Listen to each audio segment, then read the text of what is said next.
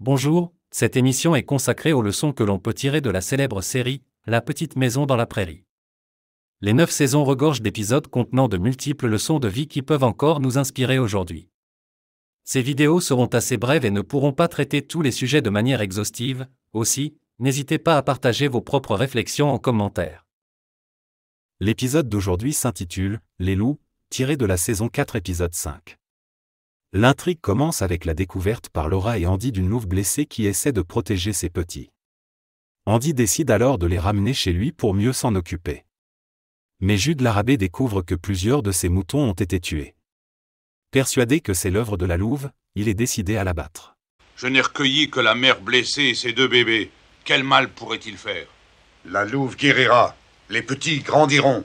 Alors je veux que ces loups soient tués. Si vous refusez de les tuer, je le ferai. Pour la protéger, Andy la déplace, ainsi que ses petits, dans la grange de la famille Ingalls. Il était obligé de les emmener. Pourquoi? Un monsieur disait à Madame Olson qu'il allait les tuer. Qui c'était? J'en sais rien, mais il a l'air très méchant. Il faut les cacher quelque part. Finalement, il s'avère que les auteurs de ces tueries n'étaient pas les loups, mais des chiens sauvages. Alors que les enfants sont seuls, la meute de chiens attaque et c'est grâce au courage de Marie et à l'intervention de la louve que tout le monde sera sauvé.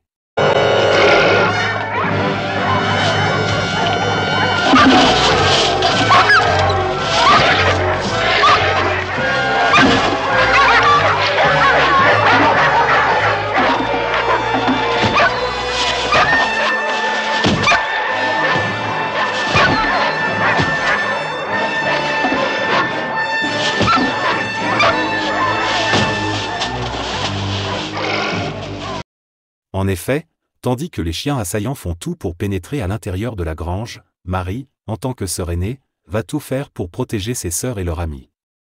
Marie, qui apparaît souvent dans la série comme douce, raffinée et plus réservée que Laura, démontre que dans une situation de danger elle est capable de s'affirmer, telle une louve prête à tout pour protéger ses petits.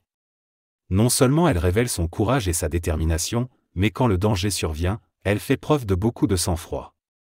Elle n'est pas submergée par la peur ou la panique, elle examine la situation afin d'agir de la manière la plus appropriée.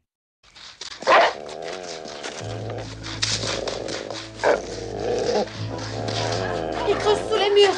Vite, dans le grenier à foin. Mais où est l'échelle? L'échelle, c'est moi qui l'ai emportée tout à l'heure pour grimper à l'arbre. Sur la table, allez vite! L'attaque des chiens rappelle, par ailleurs, les dangers auxquels les habitants des zones rurales et frontalières étaient confrontés.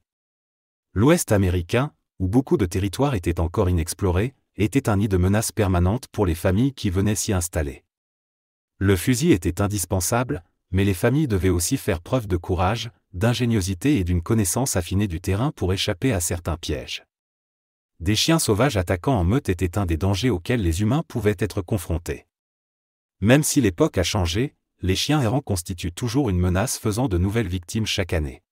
Sur les trottoirs ou à la plage, impossible de passer à côté. En Polynésie, le nombre de chiens sans collier ne fait qu'augmenter. Une surpopulation canine qui atteindrait aujourd'hui, selon les associations de protection des animaux, 500 000 individus, 2 fois plus que le nombre d'habitants. Pour saisir l'ampleur du phénomène, il suffit de parcourir l'île de Tahiti. Dans la commune de Papara, envahie par les chiens errants, il y a bien une camionnette qui arrive à les approcher. Là, il y en a aussi. Celle de Marama Bress, qui vient chaque jour à leur rencontre. Bonjour mon bonhomme. Oh oui, bonjour ma pupusse. Dans son coffre, des gamelles de nourriture. Aujourd'hui, c'est du bacon et une terrine forestière, je crois. Avec son association, cette retraitée s'occupe et nourrit près d'une centaine de chiens par semaine. Pour la plupart, des canidés 100 mètres, livrés à eux-mêmes. Voilà, donc ça, c'est 30-35 fois par jour. On est en surpopulation incontrôlable. Et ils se reproduisent non-stop parce qu'ils ne sont pas stérilisés. Ici, en moyenne, une stérilisation coûte plus de 200 €. Ouais. C'est environ un quart du salaire moyen. Trop cher. Alors depuis des années, les chiens se reproduisent, se regroupent en meute et font parfois leur loi. Là, j'ai été attaqué par les chiens. J'ai cherché à les repousser chez eux et ils m'ont attaqué 3 chiens et ils m'ont mordu aux jambes. Toulonnais d'origine, Jean Sikouta s'est installé à Tahiti il y a 38 ans. Une vie paisible, avant cet accident en 2020, dans son jardin. Ça laisse quand même des traces. Au niveau, je dirais au niveau de la sécurité, on ne se sent plus en sécurité parce que c'est arrivé une fois, ça va se reproduire et malheureusement ça a été le cas. 1 an plus tard, Jean Sikouta est à nouveau la cible de chiens.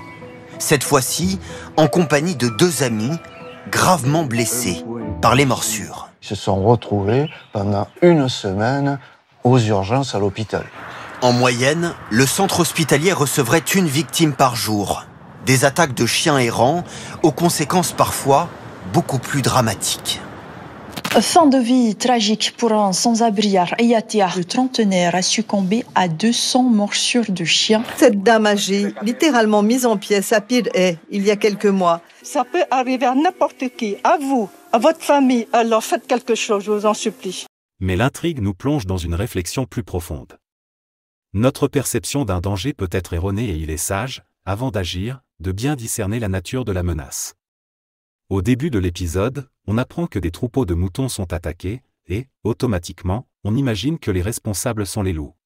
Et ça m'étonnerait que ce soit vraiment des loups qui aient tué cette vache. Pourquoi? Eh ben, j'ai approché des loups bien des fois. Et s'ils tuent, c'est pour se nourrir. J'arrive pas à imaginer qu'ils puissent tuer rien que pour la joie de tuer. Oh, j'ai aucune idée là-dessus. Mais je vais vous dire une chose, je sais que quand les fermiers en auront fini, il n'y aura plus un loup de vivant par ici. Bah, assez parlé, pendant le temps.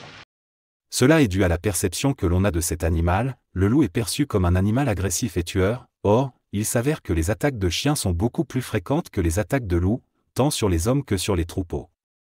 Les études menées ces dernières années confirment le réalisme de cet épisode de la petite maison dans la prairie, puisqu'il s'avère que ce n'étaient pas des loups qui attaquaient les moutons, mais les chiens.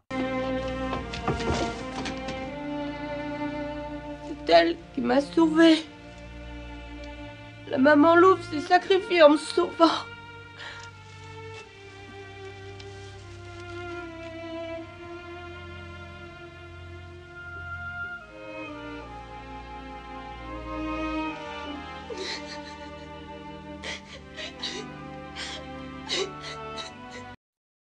Nous apprenons de cet épisode que les apparences peuvent être trompeuses, et que les peurs et les préjugés peuvent conduire à des malentendus.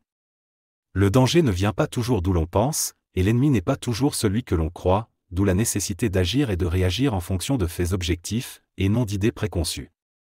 En définitive, l'épisode nous invite à trouver un juste équilibre dans notre rapport à la nature. Car si cette nature présente des dangers dont nous devons nous prémunir, elle a aussi besoin de notre compassion. L'animal agit par instinct, par nécessité ou par peur, et plus l'homme comprendra son environnement et les phénomènes naturels, plus il sera en mesure de s'adapter, afin de favoriser une bonne cohabitation avec la faune et la flore. Il y a 1 ou 2 jours, je vous ai dit que c'était mal de vouloir faire un animal domestique d'un animal sauvage.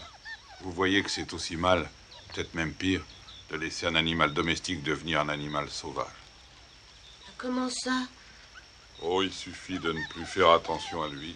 D'abord de ne plus l'aimer, de ne plus lui donner à manger, de ne plus s'en occuper du tout au point de le laisser ne compter que sur lui-même.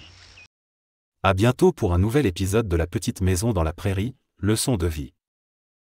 Oh, I come from Alabama with my banjo on my knee. I'm going to Louisiana, my Susanna, for to see. Oh, Susanna, oh, don't you cry for me. For I come from Alabama with the banjo on my knee.